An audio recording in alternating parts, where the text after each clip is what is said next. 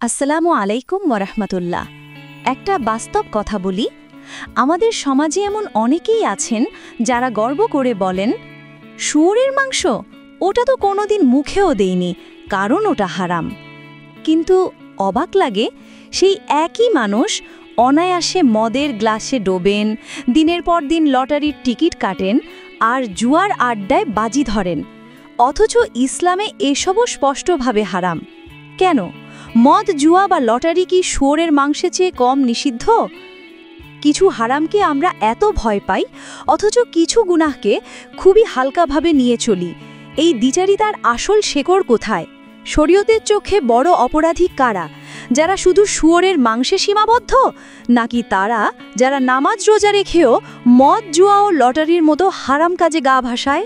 এই সব কঠিন প্রশ্নের উত্তর নিয়ে আমি রশিদা আসছি। চোখ রাখুন আলোর দিশারি ইউটিউব চ্যানেলে।